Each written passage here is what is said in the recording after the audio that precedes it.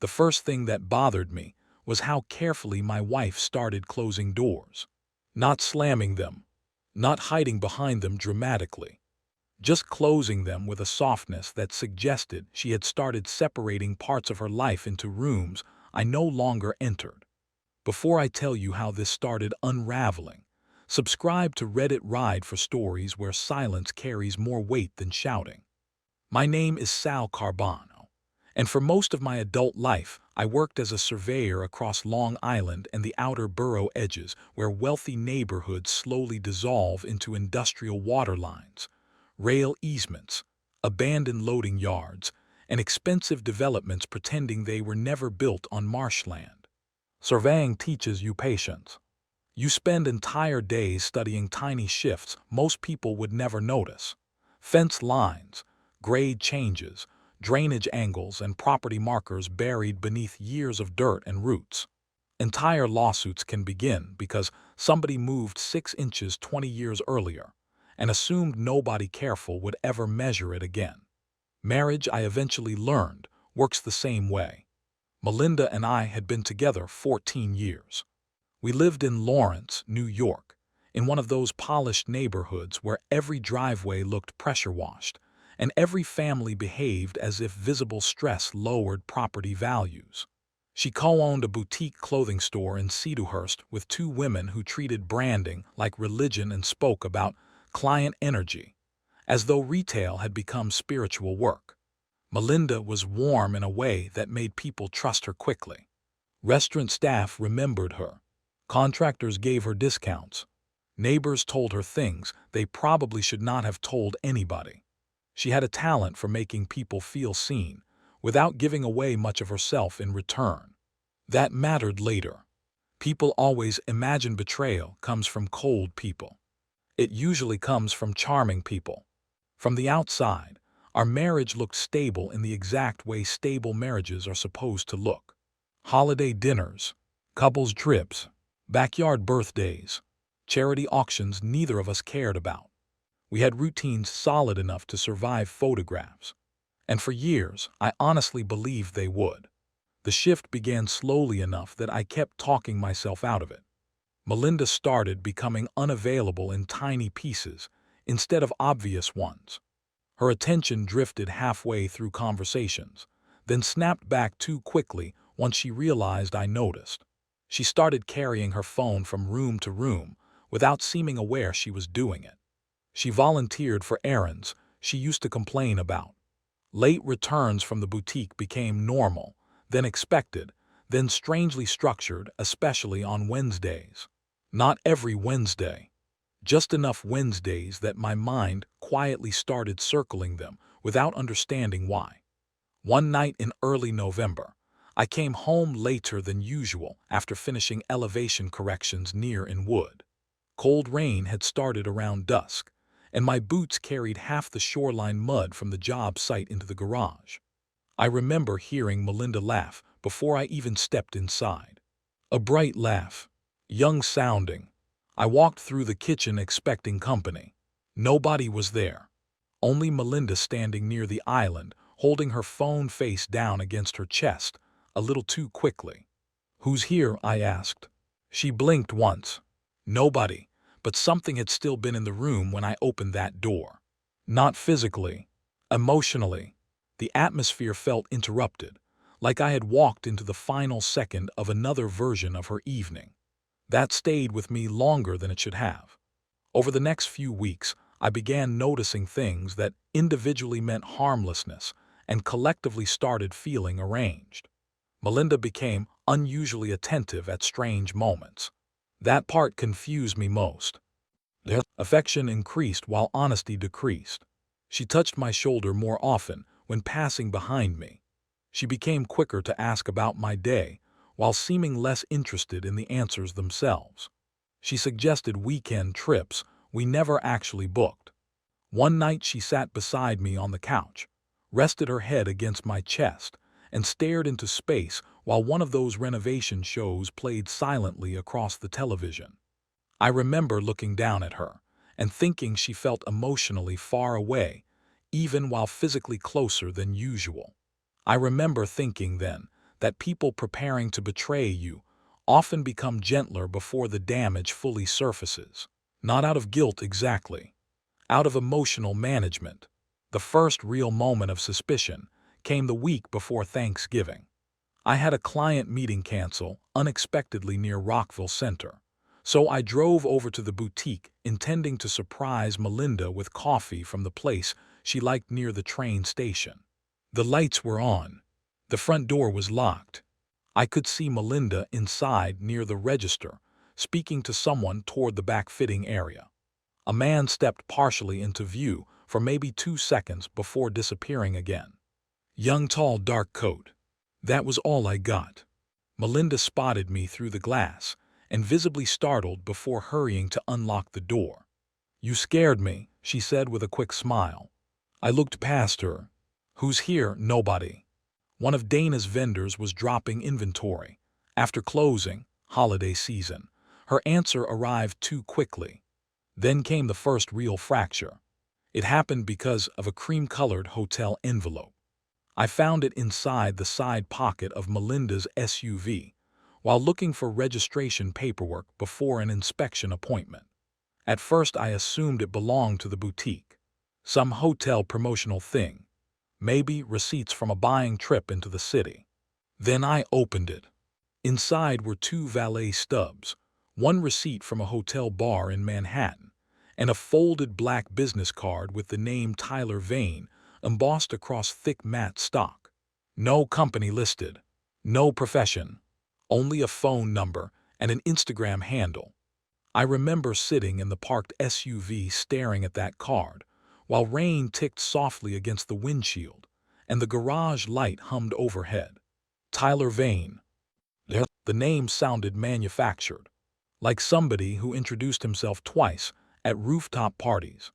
I put everything back exactly where I found it. Then I went inside and ate dinner across from my wife, while she asked whether I thought we should host Christmas Eve again that year. I watched her butter bread while discussing centerpieces and wine pairings, and all I could think about was the cream-colored hotel envelope sitting hidden inside her vehicle like a second life folded into paper. The humiliation of early suspicion is difficult to explain, not because you know the truth, because you don't. You live trapped between instinct and evidence. Every normal interaction starts feeling staged. Every smile acquires weight. You begin examining tone, the way investigators examine fingerprints. And the worst part is how normal the world keeps acting, while your private reality slowly slips sideways. 3 days later, the outside confirmation arrived. I was at Mancuso's barbershop, getting cleaned up before a client dinner when Pete Langan sat down beside me waiting for his turn. Pete owned a commercial roofing company and knew half the South Shore through golf memberships, contracts, or gossip.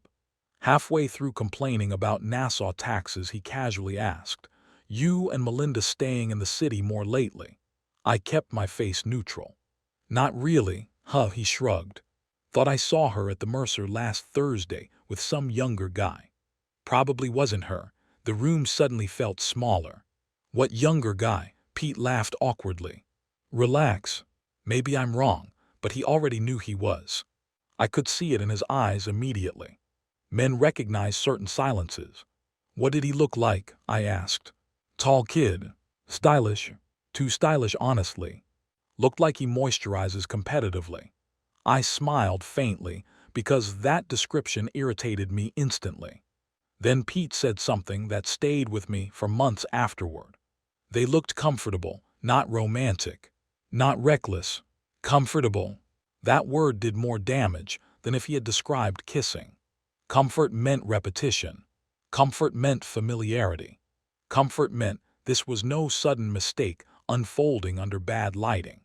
That night I barely slept. Melinda lay beside me breathing softly while my mind kept reconstructing timelines against the ceiling. Wednesdays, late closings, the cream-colored hotel envelope, the sudden affection, and the emotional distance hidden beneath extra warmth. And underneath all of it was a deeper fear I did not want to admit yet, that this might already be older than I understood. The next week, I began paying attention differently. Not emotionally, structurally. Surveyors survive by building patterns from fragments. Once I stopped reacting like a husband and started observing like a professional, the inconsistencies sharpened quickly. Melinda's boutique closed at 6 most nights. Yet on certain evenings, her explanations contained strange dead space between 6:30 and 8:15. Too short for Manhattan dinners. Too long for ordinary errands. Then came the hotel pattern. One Thursday, she mentioned helping Dana prepare inventory reports after closing. Around 7:15, I called the boutique landline casually. No answer. At 7:30, I drove past. Dark inside. Empty. I sat across the street with the heater running while rain blurred the windshield, and people hurried beneath umbrellas toward restaurants glowing gold against wet sidewalks. At 8:02, Melinda texted me. Still at the shop. Need another hour. That was the moment suspicion became certainty. Not emotionally, mathematically, because she had lied unnecessarily. And unnecessary lies usually protect necessary ones. I did not confront her. Not yet. People imagine confrontation is strength. Sometimes restraint requires far more control. Instead, I started quietly collecting receipts, timelines, behavioral shifts, and inconsistencies. One evening, while Melinda showered upstairs, her phone buzzed against the kitchen counter beside me. The screen lit only briefly. No message preview. Just a name. Tyler. My chest went cold so suddenly, it almost felt chemical. She came downstairs seconds later and picked up the phone without checking whether I had seen it. That told me enough by itself. People hiding innocent things explain quickly. People hiding dangerous things avoid the subject entirely. Around Christmas, the middle layer of the deception surfaced, and somehow it made everything worse.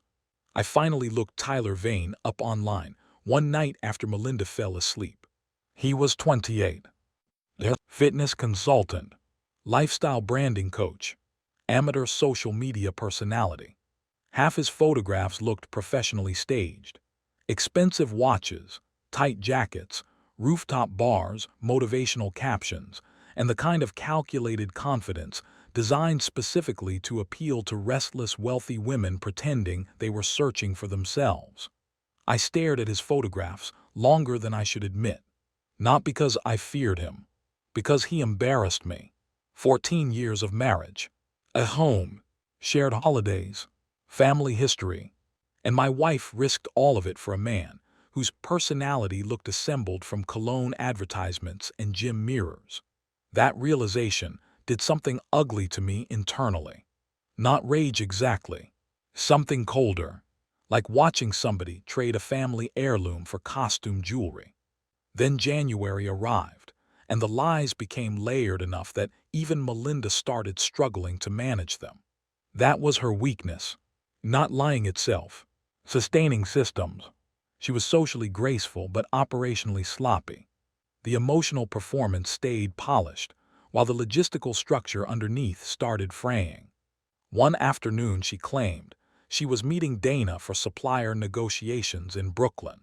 An hour later, Dana's husband casually mentioned she was visiting family in Connecticut that day. Melinda forgot which stories belonged to which people. Another evening, she left a garment bag in the mudroom partially unzipped. Inside was a black dress I had never seen before alongside hotel toiletries still wrapped in tissue paper. Small things. They're ordinary things. But betrayal usually hides inside ordinary things, not dramatic evidence. Tiny procedural failures. The final confirmation came from a stranger. Late February. Cold enough that the wind off Reynolds Channel cut straight through coats. I stopped at a marina-side restaurant after a client meeting near Island Park and was halfway through Bourbon when a waitress approached slowly with narrowed eyes. "You're Sal, right?" I looked up. "Yeah," she hesitated awkwardly. "Your wife comes in here sometimes." I said nothing. "She told us you own the Marina Construction Company." Interesting detail. Because I did not own any marina construction company. The waitress looked uncomfortable. "I'm sorry.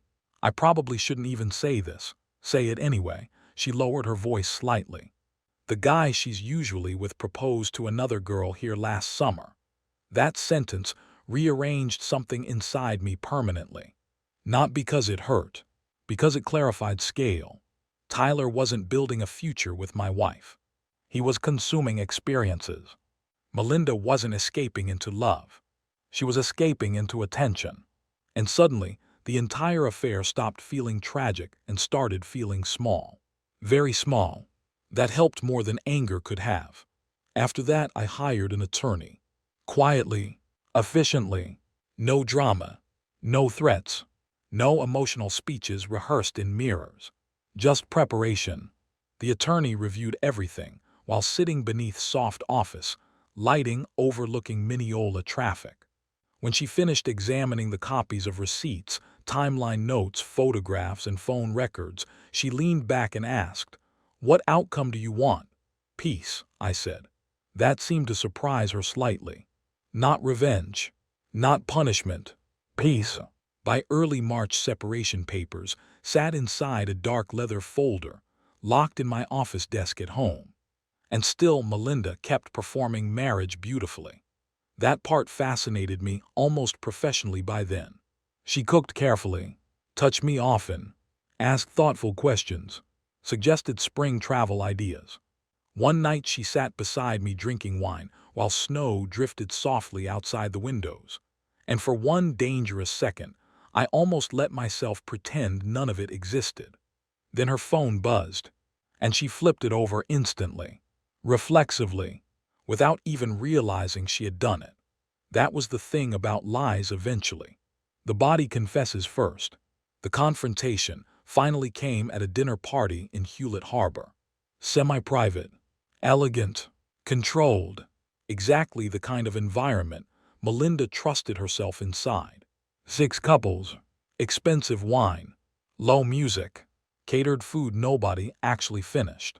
Tyler was there unexpectedly as a guest of one of the hosts, younger cousins who worked in branding and wellness partnerships. The second Melinda saw him across the room, all the blood quietly drained from her face before she rebuilt composure 2 seconds later. Too late. I had already seen it. And worse. So had he. The entire night became unbearable theater. They avoided each other too carefully, timed movements too precisely, never stood together longer than necessary, which only made the invisible line between them brighter. I watched both of them for nearly 3 hours while conversation drifted around stock markets, schools, contractors, and vacation homes. Finally, near dessert, Tyler stepped onto the back patio alone with a drink. Melinda waited exactly 90 seconds before following. That was almost funny. The discipline of it. I gave them another 30 seconds. Then I walked outside. Cold harbor wind moved through the patio heaters, while both of them turned toward me simultaneously. And right there, I finally saw the real truth. Not passion, not destiny. Fear. Fear everywhere. Melinda spoke first. "Sal," I handed her the leather folder. She stared at it without touching it. "What's this? An ending?" Tyler immediately looked away toward the water. "Smart move." I kept my eyes on Melinda. "You lied too long," I said quietly. And eventually the lies stopped sounding accidental. Her breathing changed instantly. "Sal, please." "No," I shook my head once. "You wanted marriage when it benefited you, and freedom when it excited you. Those two lives eventually collide." Tyler tried speaking. "Look, man, I didn't." I turned toward him calmly. "You are not important enough to interrupt me." That landed harder than shouting would have. He went silent immediately. Melinda finally took the folder with trembling hands. "I can explain. That's the problem," I said. "You always think explanation repairs structure." Tears filled her eyes immediately. Real tears, too. "I believe that. But pain being genuine does not make it useful." "You followed me," she whispered. "I measured you." That line hit her like physical impact because she understood it instantly. Every inconsistency, every schedule gap, every layered lie, every emotional adjustment. I had seen all of it. And worse, I had understood it quietly. The patio had gone completely silent, except for distant music drifting from inside the house. Melinda looked at me like she still believed there might be some remaining emotional doorway back into the version of our life she preferred. Then she opened the folder and saw the attorney letterhead. Her face collapsed. Not dramatically. Internally. "You already filed. Tomorrow morning. Sal, please don't do this." I looked at her for a long time then. 14 years. Holidays. Family funerals. Road trips. Mortgage payments. Sunday mornings. Shared flu. Shared grief. Shared boredom. An entire marriage standing in cold harbor air beside a terrified younger man with too much product in his hair. And underneath all of it was one brutal realization. She never believed I would actually leave. That had been the true foundation beneath everything. Not love, confidence. Confidence that I would absorb damage quietly forever. "I already did," I said softly. Then I walked back inside. Nobody stopped me. Nobody spoke. The strange thing about endings is how physically ordinary they feel while they happen. Coats still get collected. Cars still start. Traffic lights still cycle normally, while entire futures collapse quietly behind your ribs. The divorce moved faster than expected. Tyler disappeared almost immediately once reality replaced secrecy. Apparently hotel bars and hidden afternoons had interested him far more than consequences. That hurt Melinda badly from what I heard later. But by then her pain no longer belonged to me. I moved into a smaller place near Atlantic Beach afterward. Closer to the water. Closer to silence. At night I would sit near the windows listening to distant channel markers ringing softly through the dark, while the pressure inside my chest slowly stopped feeling permanent. Healing was quieter than I expected. Not dramatic. Not triumphant. Just cleaner. Like finally removing boots after walking through wet ground too long. Months later, I ran into Melinda accidentally outside a grocery store near Cedarhurst. She looked older. Not physically exactly. Emotionally. Like someone who had finally discovered attention and love were never the same currency. She asked if we could talk sometime. I considered it honestly. Then I realized I no longer needed anything from the conversation. Not apologies. Not explanations. Not closure. The truth had already completed its work. So I smiled politely and told her to take care of herself. Then I walked away before she could rebuild another version of the story. If you made it this far, subscribe to Reddit Ride for more stories where the quiet moments matter most. Some people think betrayal destroys trust forever. It doesn't. It just teaches you to stop confusing comfort with safety.